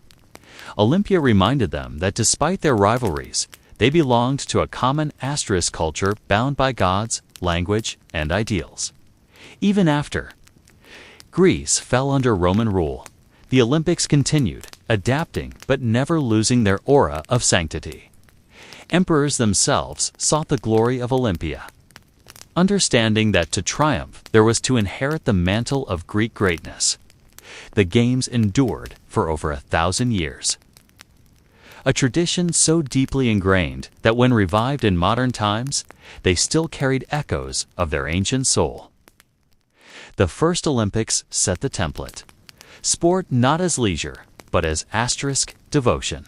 Competition, not for wealth, but for honor. Victory, not for self alone, but for family, city, and gods. Naked athletes racing beneath the blazing sun. Oaths sworn at Zeus's altar. Olive crowns cut from sacred groves. All of these became symbols of humanity's striving for excellence. Their legacy endures today. Every flame lit, every medal awarded. Every nation gathering in truce carries within it the faint but unbroken memory of Olympia, where men once ran, fought, and bled not only for themselves, but for the gods. The Medici family name is now synonymous with wealth, power, and the Renaissance itself. But their story began far more modestly in the late 14th century. Florence was already a city of restless ambition, alive with the hum of looms, the clink of coin, and the ceaseless chatter of merchants. Banking was becoming the lifeblood of European commerce. And it was here that Giovanni Dici de' Medici laid the foundation for one of history's most influential dynasties. Born around 1360, Giovanni was not destined for greatness in the way noblemen or generals were. His gift was quieter, an instinct for finance. At a time when lending money was risky, both economically and spiritually. Condemned by the church as usury, Giovanni mastered the art of discretion. He kept interest rates subtle, cloaked transactions in acceptable practices, and made the Medici Bank a model of both profit and prudence. By the early 1400s, his network of branches stretched across Europe, from Rome to Venice, Geneva to Bruges. This was more than a family business. It was the nervous system of European trade. What set Giovanni apart was not just financial cunning, but political awareness. He understood that in Florence, wealth alone was not enough. The city was a republican name, but dominated by shifting factions of wealthy families. Survival required balance, supporting the common people just enough to win their trust while never alienating the elites. Giovanni perfected this balancing act. He lent generously to popes and princes, yet positioned himself as a man of the people, modest in lifestyle compared to his rivals. In 1421, he became Gonfalonier, the highest office of Florence, not through intimidation, but by cultivating quiet respect. Unlike other magnates, Giovanni avoided flaunting his wealth. He walked through the streets without a retinue, treated citizens with courtesy, and contributed to civic life. This careful image made the Medici Bank not only prosperous, but trusted, a rare and invaluable currency in Florence's volatile politics. By the time of his death in 1429, Giovanni Dici had done something extraordinary. He had turned a respectable but ordinary family into one of Florence's leading houses. His wealth would fund the next generation, but his real legacy was subtler. He gave the Medi their reputation for shrewd discretion, political survival, and a vision that reached beyond business into the destiny of Florence itself. When Giovanni Dici died in 1429, the weight of the Medici name passed to his son, Cosimo de' Medici. Giovanni had built a fortune, but Cosimo would transform that wealth into something far greater: political dominance and cultural influence. In a city like Florence, jealous of its republican ideals, yet constantly pulled by rival families, Cosimo learned that brute force could topple you, but subtlety could keep you in power for generations. Cosimo inherited not just the Medici Bank, but also his father's philosophy: stay useful, stay modest, and never flaunt power too openly. He cultivated allies among Florence's guilds, sponsored civic projects, and earned the trust of ordinary Florentines who admired his down-to-earth demeanor. Yet behind this modest mask was a man pulling the strings of Florence's politics with unmatched skill. the Albizzi family. Longtime rivals accused him of seeking tyranny. In 1433, they briefly succeeded in exiling Cosimo, thinking Florence would thrive without him. Instead, the city's economy faltered. Loans dried up, confidence collapsed, and the people quickly realized how essential the Medici were. Within a year, Cosimo was triumphantly recalled. His return was not simply the restoration of a banker. It was the quiet birth of Medici dominance. From then on, Cosimo earned the title Patti Patri, Father of the Fatherland. But Cosimo's true genius lay not only in politics, but in patronage. He understood that money could buy loyalty, but art could buy immortality. He funded the reconstruction of San Lorenzo, one of Florence's great churches, and supported the brilliant architect Filippo Brunelleschi, in asterisk, completing the Dome of Santa Maria del Fiore, an engineering marvel that still dominates the Florentine skyline. These projects weren't just pious donations. They were visible reminders that the Medi were the lifeblood of Florence. Cosimo also gathered scholars, commissioning translations of ancient Greek texts and fostering the Platonic Academy, where philosophy, science, and art blended into the spark of the Renaissance. By surrounding himself with thinkers and artists, he elevated the Medici from asterisk mere bankers to cultural leaders. By the time of his death in 1464, Cosimo had ensured that the Medi were not just wealthy, but indispensable. He proved that Florence's golden age of art and politics could be shaped not by kings or armies, but by a banker who mastered the art of quiet power. Under Cosimo de' Medici, Florence transformed from a bustling mercantile republic into the beating heart of the Renaissance. The city itself became a canvas, and the Medici used it to project their vision asterisk of power and beauty. Florence was more than a home. It was the stage on which the Medici dynasty performed, and every street, dome, and fresco carried their signature. Cosimo understood that architecture was politics in stone. His patronage reshaped Florence's skyline.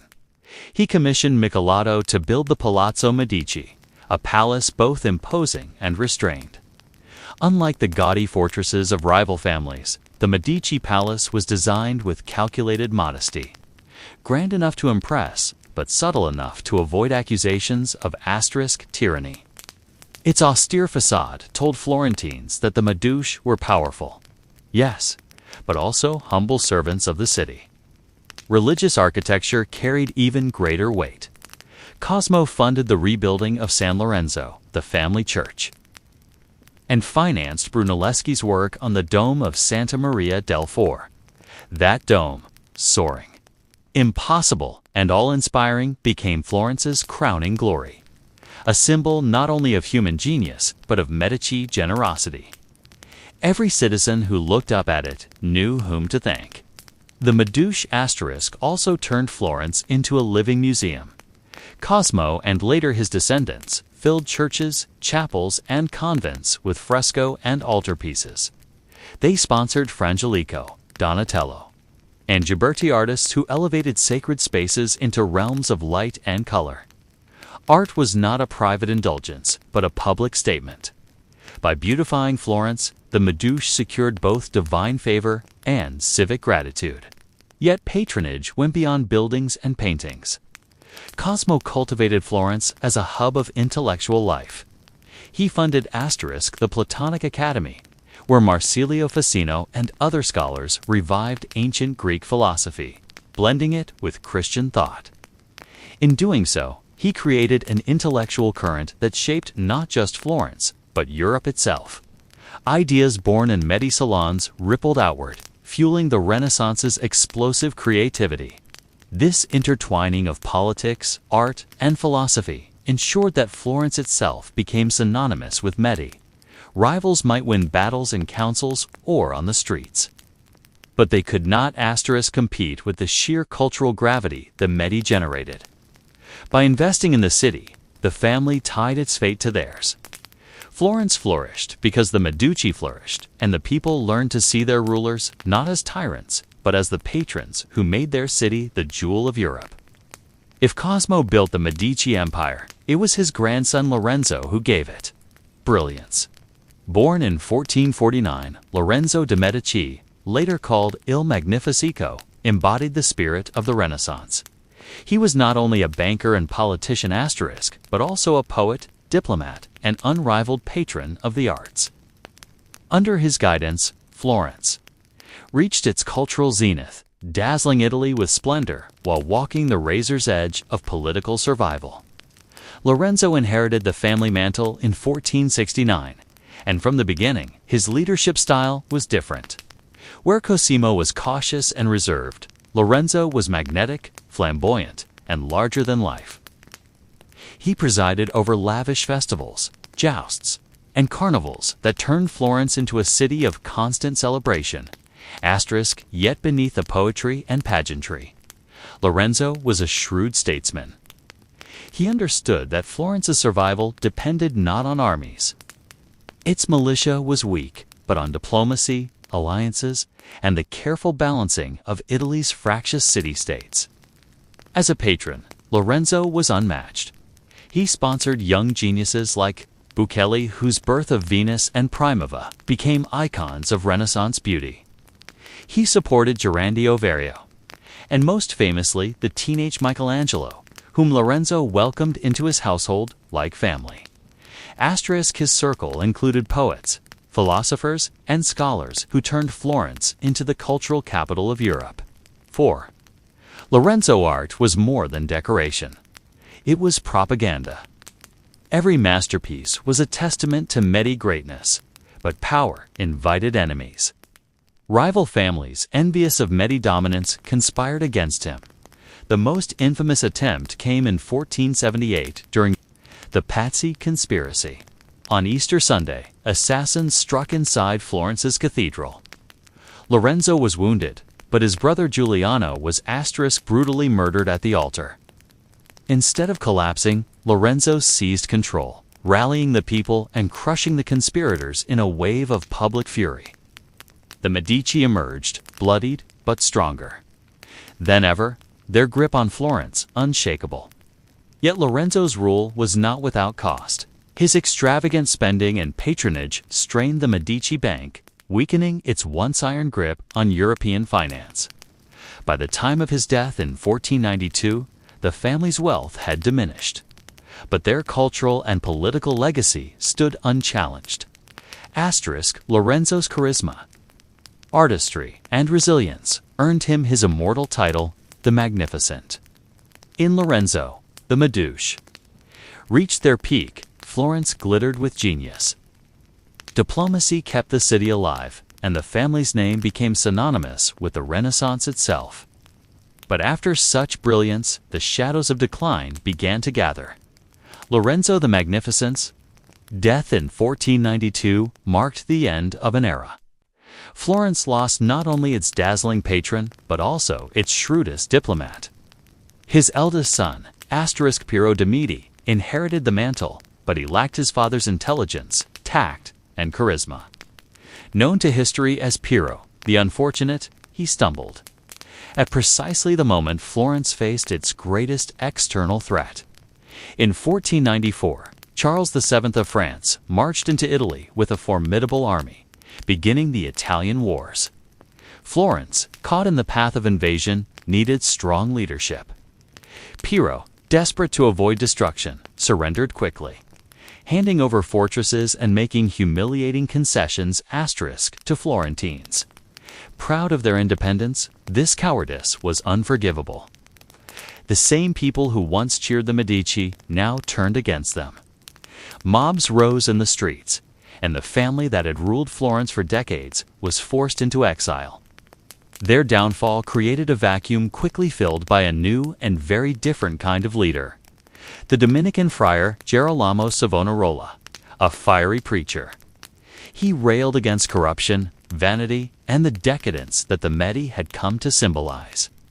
Under his influence, Florence transformed into a stern theocracy. The city that once celebrated Buccelli's Primava now hosted the infamous bonfire of the Vanities, where art, books, and luxuries were burned as sinful temptations. the Renaissance glow dimmed, replaced by sermons and fear. Meanwhile, the Medici wandered across Europe, their fortune depleted and their bank in decline. The once mighty Medici Bank had already begun to falter under Lorenzo's extravagant spending and poor management by later branches. As creditors demanded repayment and rivals gained ground, the Medici found themselves stripped of their financial empire as well as their political one. Yet exile was not the end. The Medici retained allies abroad and loyal supporters within Florence who remembered their generosity. The family bided their time, waiting for the tides of fortune to turn. Florence under Savonarola grew restless. His strict rule alienated the people, and eventually he too was overthrown and executed. The stage was being set for the Medici's dramatic return. The exile of *1494 was the family's first major fall, a stark reminder that power in Florence was fragile, yet, as history would show, the Medici were masters of resilience. Their dynasty would not only survive, but would rise again, reshaped and more determined than ever to reclaim their place at the heart of Florence. The Medici exile lasted nearly 2 decades, but their absence only sharpened the family's instinct. For survival, politics in Florence remained turbulent after Savonarola's fall, swinging between Republican government and factional chaos. In this instability, Medici allies saw opportunity. The family, though stripped of power at home, used their vast European connections to plot a comeback. The turning point came in 1512, when a Medici cousin, Cardinal Giovanni de' Medici, leveraged papal influence to secure Florentine restoration. With the support of Spanish troops, Medici forces re-entered Florence and toppled the Republic. After years in the wilderness, the family was back on their ancestral stage. Yet, this restoration was different from Cosmo's subtle dominance or Lorenzo's dazzling rule. The Medici of the 16th century returned harder, more authoritarian, and less willing to cloak their ambitions. Cardinal Giovanni's rise to the papacy as Leo X in 1513 sealed their resurgence. A Medici now sat on the throne of St. Peter, wielding spiritual and temporal power over Christendom. From Rome, he funneled resources into Florence, ensuring the city remained under firm Medici control. For the Florentine people, the family's return was met with mixed emotions. Relief at restored stability, but unease at the erosion of Republican ideals. The next generation carried this consolidation further. Giuliano de' Medici was installed as ruler of Florence, but it was Lorenzo de' Medici, Lorenzo II, Duke of Urbino, who carried the family's political fortunes forward. Though short-lived, he died young in 1519. His legacy proved monumental for his daughter. Catherine would one day become Queen of France. Meanwhile, Giovanni's cousin Giulio de' Medici rose within the church, becoming Pope Clement VII in 1523. Under his leadership, the Medici straddled Florence and Rome, ruling both city and papacy. Yet, Clement's reign would be tested by disaster. The 1527 sack of Rome, one of the most catastrophic events of the Renaissance. Still, the Restoration marked the Medici's transformation from Florentine bankers into dynastic rulers with European clout. The family no longer relied solely on commerce or subtle patronage. Now they wielded papal tiaras, military alliances, and dynastic marriages. The Medici were no longer just Florence's family. They were a dynasty with continental ambitions. Their return reshaped Florence forever. The Republic's dream was fading, and the Medici had become not cautious caretakers, but princes in all but name. Florence was entering a new chapter, one where Renaissance brilliance walked hand in hand with dynastic power. By the early 16th century, Florence's Republican spirit was little more than an asterisk memory. The Medici, once careful to hide their power behind the facade of civic institutions, now pursued outright rule. The city that had once expelled them for arrogance was steadily transformed into their dynastic possession. The shift began under Pope Clement VII, who in 1529 brokered imperial support to crush a resurgent Florentine republic. When Emperor Charles Phil's forces besieged Florence, the city resisted fiercely. Inspired by republican ideals and the fiery writings of Machiavelli, but after a grueling siege, Florence surrendered in 1530. This defeat ended nearly 2 centuries of republican tradition. Clement installed his illegitimate nephew, Alessandro de' Medici, as Duke of Florence. The first time the family held hereditary princely authority, Alessandro's rule, however, was short and brutal. Known for his tyranny, he alienated allies and fueled conspiracies. In 1537, he was assassinated by a distant relative, Lorenzino de' Medici, who styled himself a Republican avenger. But rather than restore liberty, Alessandro's death paved the way for Cosmo Fred de' Medici, a distant cousin from a junior branch, to seize power. Cosmodore proved to be one of the most formidable Medici rulers. Only 17 when he took control, many underestimated him as a puppet of Florence's elites. Instead, Cosmo consolidated power with ruthless efficiency. He crushed opposition at the Battle of Monte Merlo, subdued the city's factions, and transformed Florence into a centralized deuce. By 1569, he secured papal recognition as Grand Duke of Tuscany, elevating the Medici beyond Florence into regional rulers. Under Cosmo, Florence's political landscape was reshaped. Republican councils became ceremonial while real authority flowed through the ducal court. Yet Cosmo balanced his iron grip with lavish patronage. He built the Uffizi not just as offices, but as a statement of Medici order and artistic dominance. He fortified the city, expanded Tuscan territory, and married into Europe's great dynasties, linking the Medici to Habsburg and Bourbon courts. With Cosmo I, the transformation was complete. The Medici were no longer bankers masquerading. As humble citizens, they were princes, their authority sanctioned by the Pope, backed by emperors, and legitimized by bloodlines. Florence's Golden Republic was gone. But in its place rose a ducal state that would ensure the Medici name endured for centuries.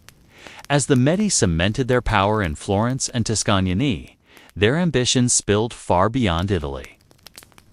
Through strategic marriages, the family extended its reach into the heart of European royalty.